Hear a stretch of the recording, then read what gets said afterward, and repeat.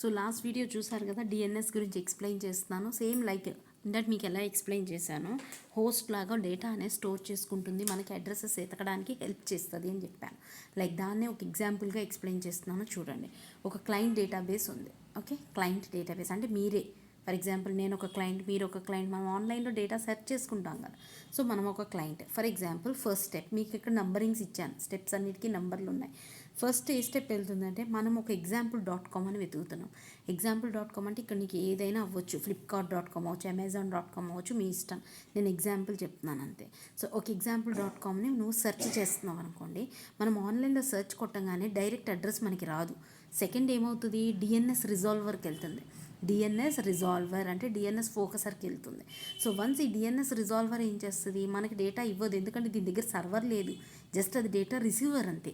Receive చేసుకున్న డేటాని మళ్ళీ ఆథరైజ్డ్ డిఎన్ఎస్కి పంపిస్తుంది. స్టెప్ 2, ఆథరైజ్డ్ డిఎన్ఎస్కి పంపిస్తుంది. ఇక్కడ ఫర్ ఎగ్జాంపుల్ దీని నంబర్ వచ్చేసి, దీని ఐపీ అడ్రస్ వచ్చేసి 203.0.113.1. ఎగ్జాంపుల్ చెప్తున్నాను దీని అడ్రస్. ఈ ఎగ్జాంపుల్ దీనికి వెళ్ళింది, దీని అడ్రస్ వచ్చేసి 192.0.2.1. సో ఈ రిజాల్వర్ ఆథరైజ్డ్ డిఎన్ఎస్కి పంపినప్పుడు దీని అడ్రస్ నుంచి పంపదు, దీనికి కావాలి అని పంపిస్తుంది. కాబట్టి దీని అడ్రస్ మాత్రమే ఫోకస్ అవుతుంది. చూడండి, కనిపించిందా? దీని అడ్రస్ మాత్రమే ఫోకస్ అవుతుంది. వన్స్ ఈ అడ్రస్ ఇక్కడ ఫోకస్ అయిన తర్వాత ఆథరైజ్డ్ డిఎన్ఎస్కి వెళ్ళి, ఆథరైజ్డ్ డిఎన్ఎస్ అనేది దాని డేటాబేస్కి కనెక్ట్ అయ్యి ఉంటుంది. ఇది డేటాబేస్ అనమాట. ఇందాక మీకు చెప్పాను కదా, హోప్ ఉంటుంది, సో హోస్ట్ ఉంటుంది, గ్రూప్స్ ఉంటాయని. ఇక్కడ డేటా అనేది స్టోర్ అవుతుంది. సో వన్స్ ఇది ఆథరైజ్డ్ డిఎన్ఎస్ నుంచి డేటా సెర్చ్ చేసుకుంటుంది. ఎలా సెర్చ్ చేసుకుంటుంది? 2 ways, 2.1, 2.2. ఆథరైజ్డ్ డిఎన్ఎస్ నుంచి 2.1కి వెళ్తుంది. అంటే ఏం వెళ్తుంది, 192.0.2.1 ఏదైతే ఉందో వాళ్ళు ఒక అడ్రస్ని ఫార్వర్డ్ చేయమంటున్నారు అని వెళ్తుంది. ఓకే, మనకు సెర్చ్ సక్సెస్ అయిందనుకోండి, ఎస్ ఫార్వర్డ్. ఓకే, ఫార్వర్డ్ ఏం ఫార్వర్డ్ చేయమంటున్నాం, దట్ ఈస్ 192.151.100.1 అనే అడ్రస్ని ఫార్వర్డ్ చేయమంటున్నాం. ఇది మనకి 2.2 కింద పైకి వెళ్తుంది. ఈ ఆథరైజ్డ్ డిఎన్ఎస్ అనేది థర్డ్ స్టెప్లో డిఎన్ఎస్ రిజాల్వర్కి డేటా పంపిస్తుంది.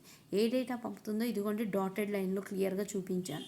ఈ డాటెడ్ లైన్లో క్లియర్గా చూపించాను. ఈ అడ్రస్ మనకి థర్డ్ స్టేజ్లో ఇక్కడికి వెళ్తుంది, థర్డ్ స్టెప్లో. వన్స్ ఈ థర్డ్ స్టెప్లో ఇక్కడికి వెళ్ళిన తర్వాత ఇదే దీనిలో మళ్ళీ ఫోర్త్ స్టెప్లో క్లయింట్కి రిసీవ్ అవుతుంది. ఏది రిసీవ్ అవుతుంది అడ్రస్, నీకు ఏదైతే ఇక్కడికి వెళ్ళిందో అదే అడ్రస్ ఇక్కడికి వెళ్తుంది. ఓకే, అదే అడ్రస్ ఇక్కడికి రిసీవర్కి ద్వారా రిసీవ్ అనేది వెళ్తుంది. ఓకే, వన్స్ ఇక్కడికి ఫోర్త్ స్టేజ్లో ఇక్కడికి వెళ్ళిన తర్వాత డేటా అనేది క్లయింట్కి రిసీవ్ అయిపోయింది. రిసీవ్ అయిన డేటాని క్లయింట్ ఏం చేస్తాడు, డైరెక్ట్ తీసుకోవడానికి అవుతుంది. ఎందుకు, వాడు ఆల్రెడీ సర్చ్లోంచి తెచ్చుకున్నాడు. కాబట్టి he will get the direct address.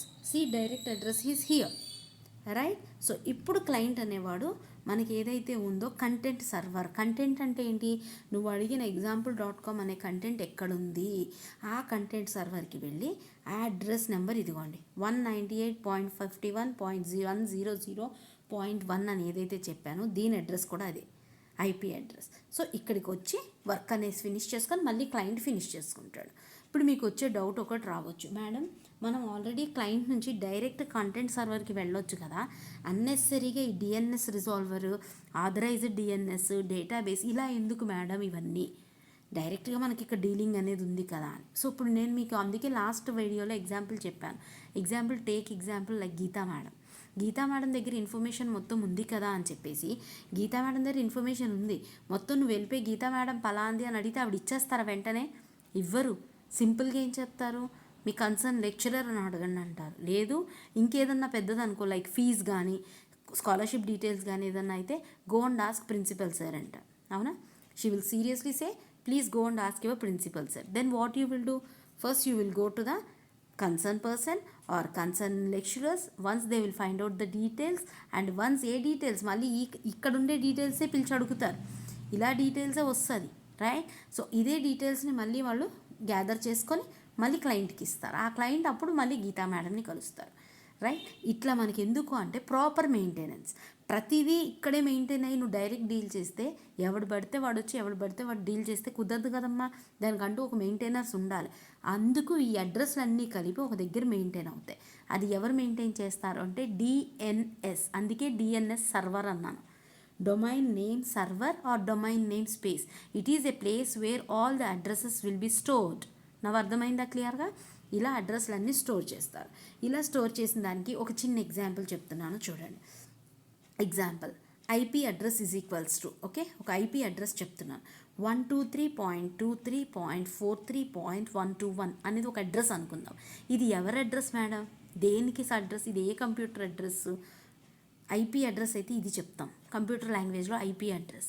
అదే డొమైన్ అడ్రస్ అంటే మనం మనుషులు మాట్లాడుకునేటప్పుడు ఇది ఏంటి అంటే www.metahouse.com అనే ఒక వెబ్సైట్ అడ్రస్ అనమాట. అది www.metahouse.com అనే యొక్క ఐపీ అడ్రస్ ఇది. ఓకే, ఫర్ ఎగ్జాంపుల్ చెప్తున్నాను. ఇలాంటి అడ్రస్లన్నీ ఇది స్టోర్ చేసుకుంటుంది. ఏంటిది? DNS. Okay, and hierarchical organisation ఎలా అరేంజ్ చేస్తుంది? ఇప్పుడు మీకు ఆల్రెడీ చెప్పాను, ఆర్గనైజేషన్ ఇలా వర్కౌట్ అవుతుందమ్మా, చేస్తుంది అని. ఈ ఆర్గనైజేషన్ ప్యాటర్న్ ఎలా వర్క్ చేస్తుంది? హైరారికల్గా చేస్తుంది. ఆ హైరారికల్ మెథడ్ అంటే ఏంటి, ఎలా చేస్తుంది? ఇంకొక ఎగ్జాంపుల్ చెప్తున్నాను. సో ఇక్కడ ఒక ఎగ్జాంపుల్ ఇస్తున్నాను. spacelink.msfc.nasa.gov అనే ఒక ప్లేస్ ఉందనుకుందాం. ఎగ్జాంపుల్, ఇదొక అడ్రస్, ఇదొక అడ్రస్, ఇదొక అడ్రస్, ఇదొక అడ్రస్. మొత్తం ఎన్ని అడ్రస్లు ఉన్నాయమ్మా? 1 2 3 4 లింక్స్ ఉన్నాయి. Okay, 4 links. సో ఇప్పుడు మీకు చెప్పినట్టు ఈ స్పేస్ లింక్ ఎంఎస్ఎఫ్సి అనేది ఇందులో 4 అడ్రసెస్ ఉన్నాయన్నమాట. ఈ 4 అడ్రసెస్ని హైరార్కీ మోడల్లో ఒక డిఎన్ఎస్లో స్టోర్ చేసి పెడతారు. డిఎన్ఎస్లో ఎలా స్టోర్ చేస్తారు అంటే ఫస్ట్ టాప్ ప్రిఫరెన్స్ ఇచ్చేది GOV అని ఇచ్చారు అంటే గవర్నమెంట్ అండర్లో ఉంటుంది. అది గవర్నమెంట్ అండర్లో .gov. So this is top 1. దానికి ముందుది నాసా వాళ్ళకి సంబంధించింది. సో నాసాలో గవర్నమెంట్కి సంబంధించింది ఇదనమాట, NASA.com. అంటే ఇది నాసా డొమైన్, దీని డొమైన్ అనమాట నాసాది. ఆ తర్వాత 3 MSFC, Marshall space flight centre అనే ఒకటి ఉంటుంది. ఈ మార్షల్ స్పేస్ ఫ్లైట్ సెంటర్ అనేది కూడా మనకి ఒక డేటా డొమైనే. ఇది కూడా డిఎన్ఎస్లో ఉంటుంది. ఇది 3rd స్టేజ్లో ఉంటుంది.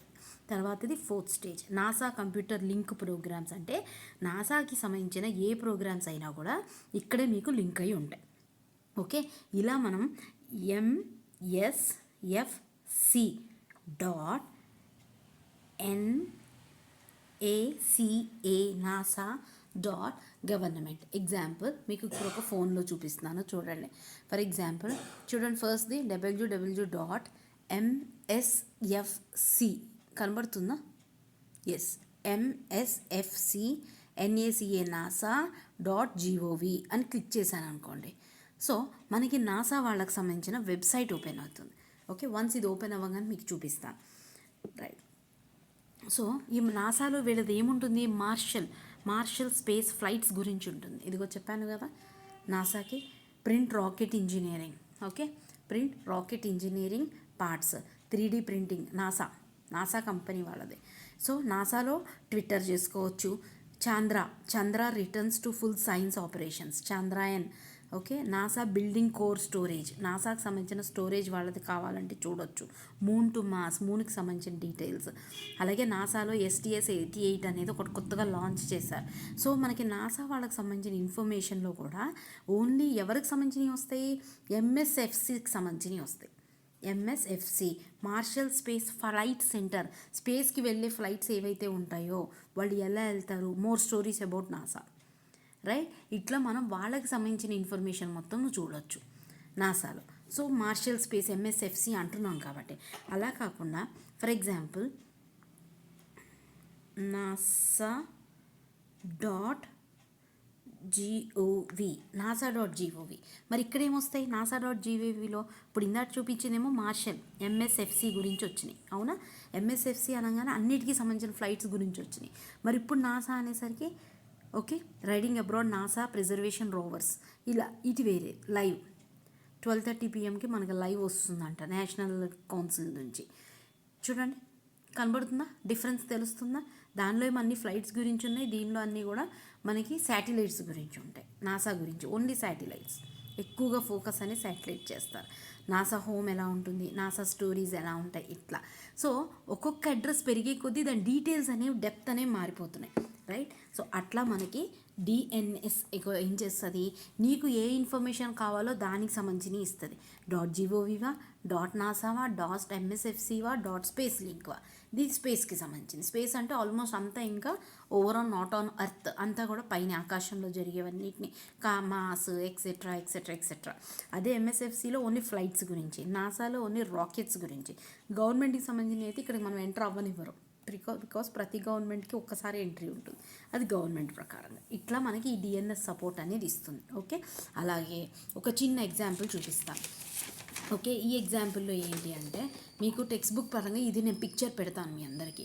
ఒక పిక్చర్ చూపిస్తున్నాను, ఆ పిక్చర్ మీకు ఆల్రెడీ పెడతాను నెట్లో, డోంట్ వరీ. ఓకే, అయితే ఇందులో ఒక కంప్యూటర్ డిఎన్ఎస్ అనేది, ఏదైనా కూడా కంప్యూటర్ డిఎన్ఎస్ అనేది 2 parts కింద ఉంటుందమ్మా.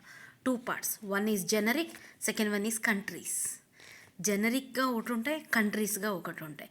కంట్రీస్ అండర్లో ఉన్నవి ఏవి కూడా ఎవరు పడితే వాళ్ళు టచ్ చేయకూడదు.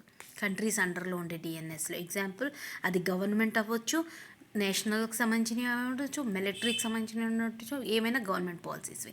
అలా కాకుండా జెనరిక్ అంటే ఏంటి మేడం, అవి యూనివర్సిటీస్కి సంబంధించి ఉండొచ్చు, ఎడ్యుకేషన్కి సంబంధించి ఉండొచ్చు, గవర్నమెంట్, మిలిటరీ, ఆర్గనైజేషన్, నెట్, ఇట్లా నార్మల్ కమర్షియల్గా ఉంటాయి. ఇలా 2 types ఆఫ్ డిఎన్ఎస్లు మెయింటైన్ చేస్తారు. ప్రతి డిఎన్ఎస్లో కూడా మనం ఎంటర్ అవ్వచ్చు, కానీ కొన్ని లిమిట్స్ ఉంటాయి. కంట్రీస్ వాటిలో మాత్రం కేవలం 1-2 సార్లే లిమిట్ ఎక్కువ మెయింటైన్ చేస్తారు. జెనరిక్ వాటిలో నువ్వు ఎన్నిసార్లన్నా ఎంటర్ అవ్వచ్చు, ఎన్నిసార్లన్నా చేసుకోవచ్చు, no issues. Okay, so this is about DNS.